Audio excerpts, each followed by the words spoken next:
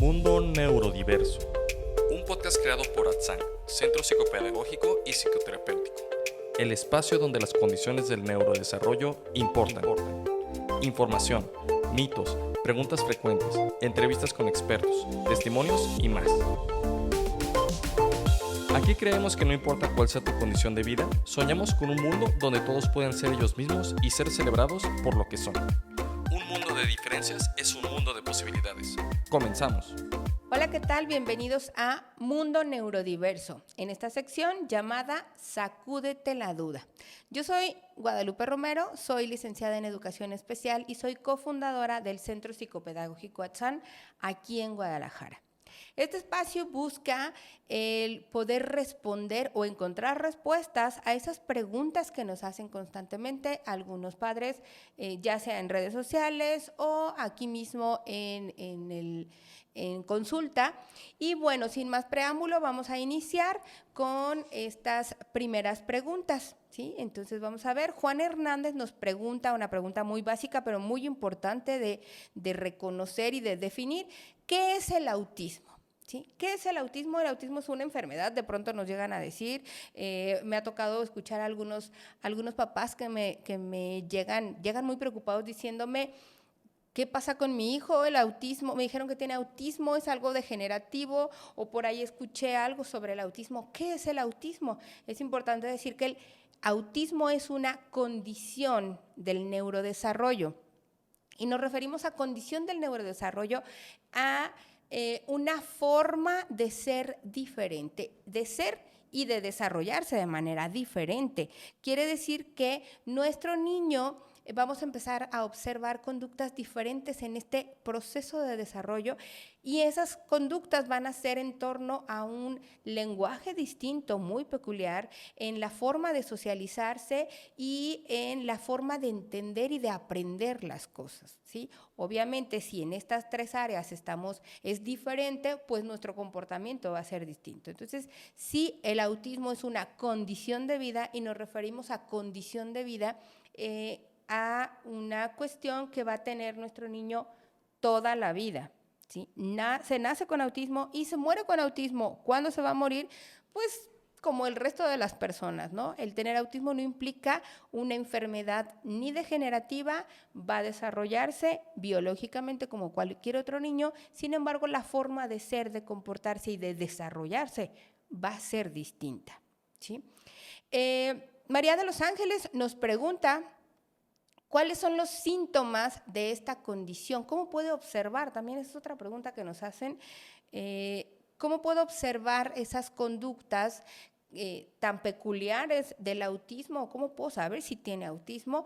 Pues bueno, el primer motivo de consulta suele ser el lenguaje. Vemos que llega a edades en donde el lenguaje ya tendría que estar desarrollándose o presente, que cabe decir que alrededor de los 2 años y medio, ya esperaríamos que un menor ya pueda comunicarse, ya empieza a decir algunas palabras, que ya pueda dirigirse a mamá o a papá o a su entorno más cercano para comunicarse. Y vemos que hay niños que no lo presentan, que tienen 2 años y medio, 3 años, y no presentan esta habilidad, esta forma de comunicarse o el hablar como una manera de comunicar y compartir algo, ¿no? Otra de las conductas que podemos observar en los niños con esta condición o que tenemos esta sospecha es la cuestión de algunas, le llamamos nosotros alteraciones sensoriales. ¿Y qué son esas alteraciones sensoriales o cómo puedo observar esas alteraciones sensoriales?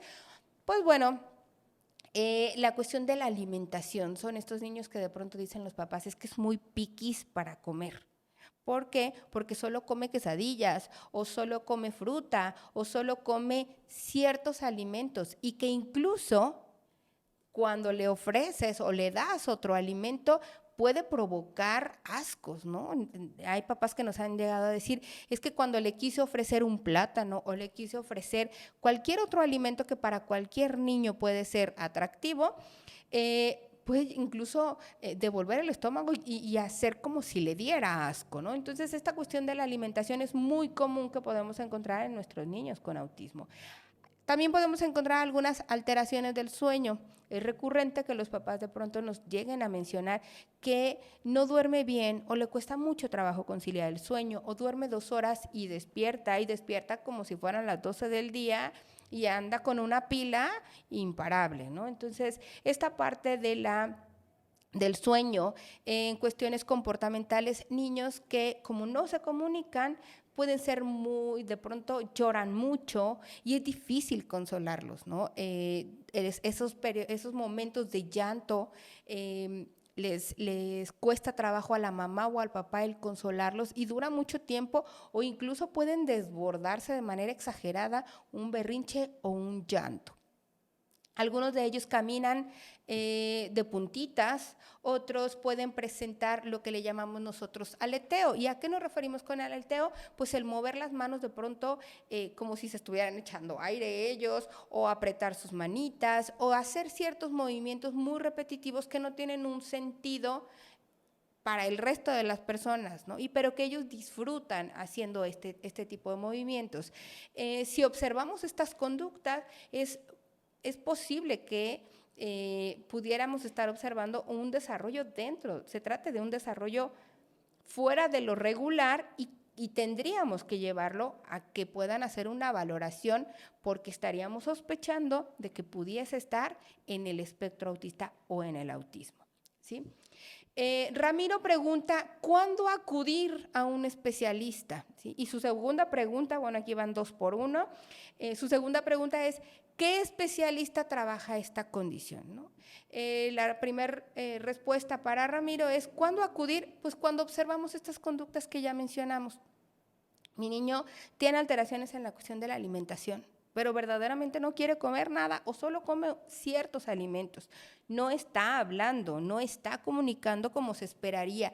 De pronto, es verdad que una de las frases que decimos y escuchamos mucho es, no es bueno comparar a los niños, pero sí es importante identificar los parámetros de desarrollo. ¿Por qué? Porque a partir de eso podemos ver ¿qué tal va mi niño dentro de esa forma de comunicarse? Y de pronto vemos a los primitos o a los otros sobrinitos o a los niños dentro del preescolar que están desarrollándose de cierta manera, y observamos esa diferencia con nuestros niños.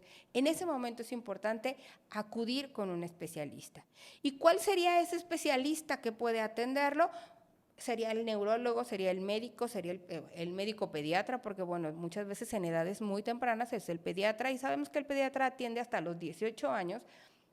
Es el pediatra, es un paidopsiquiatra. ¿Qué es un paidopsiquiatra? Es el psiquiatra de los niños, de los pequeñitos. El paidopsiquiatra ve a los menores de 18 años. ¿Sería con él? ¿Sería con el psicólogo? ¿Con quién sería la persona que puede atender a mi hijo o que puede decirme si mi hijo tiene o no una condición? Pues les tengo una noticia. Podría ser cualquiera, puede ser el pediatra, puede ser el neurólogo, puede ser un paidopsiquiatra, puede ser un psicólogo o un psicopedagogo, pero siempre y cuando sepa de la condición, conozca qué es el autismo, porque si vamos con un neurólogo que no sabe de autismo, difícilmente nos va a dar una guía acertada. Si vamos con un psicólogo que no sabe de autismo, difícilmente nos va a saber guiar. Tenemos que asegurarnos que se trata de una persona que tiene formación en autismo y que es experto y especialista en autismo. Siempre y cuando nosotros podamos observar estas conductas. Sabemos, y bueno, ahí va a colación otro tip, que es la intervención temprana. La intervención temprana es buena, sí, y a veces decimos intervención temprana, estamos hablando de niños pequeñitos, 2 años, 2 años y medio, a veces 3 años, ¿sí? Y durante muchos años se creyó, y sabemos que también es cierto, que la intervención temprana es muy buena, porque entre más pequeños trabajamos con ellos, el cerebro está más receptivo y podemos estimular más fácil. Pero ¿qué pasa si mi niño ya tiene 6 años?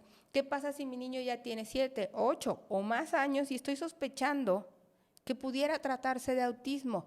Entonces ya no va a beneficiarse. Entonces aquí hablamos no solo de intervención temprana, sino hablamos de intervención oportuna. ¿Y a qué nos referimos con intervención oportuna? La edad que tenga, las habilidades que tenga, ¿qué vamos a hacer para ayudarle para el resto de su vida?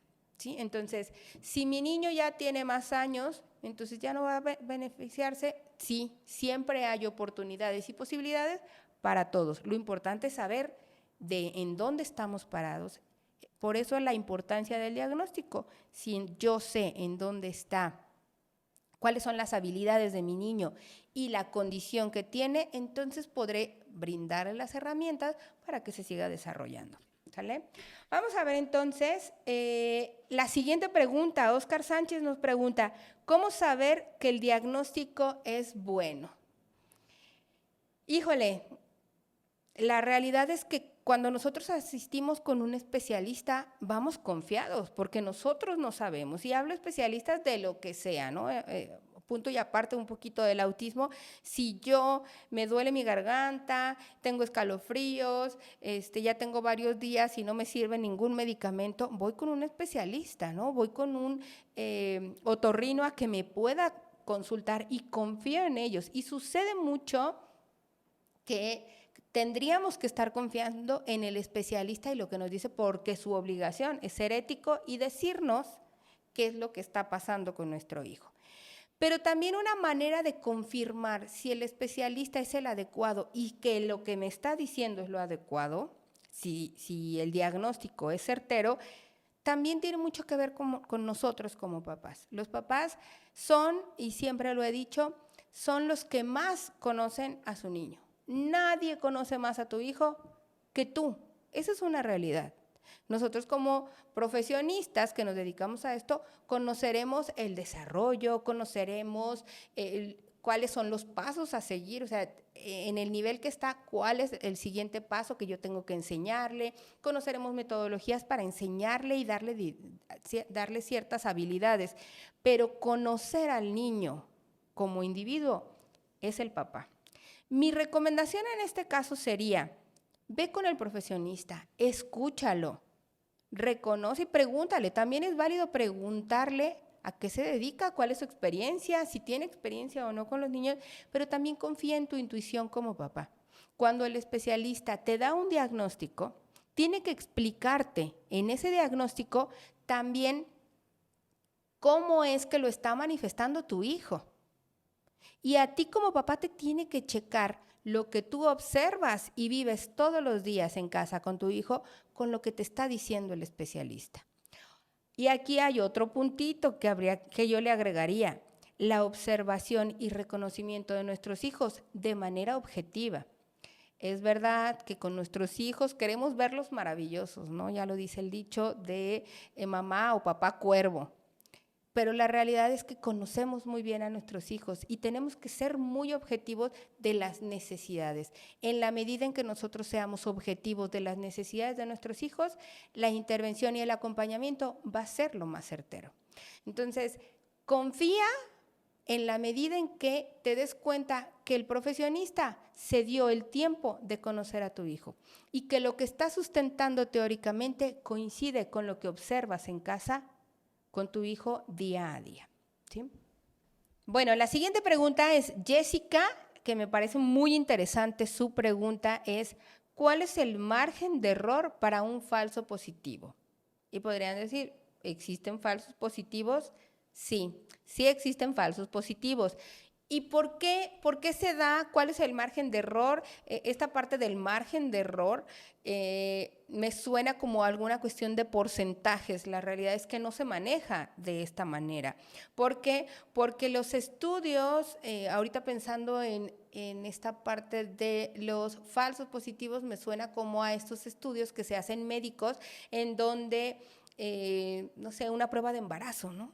En donde el falso positivo puede darse porque por una cuestión de ya está caduco el dispositivo o una cuestión de mal manejo o hay factores como externos que pudieran estar determinando este error, ¿no? Y creo que por ahí también incluso hay cierto porcentaje de estos aparatos o de estos dispositivos que ya saben, ¿no? De fábrica ya saben que va a haber un error o que te van a dar un falso positivo.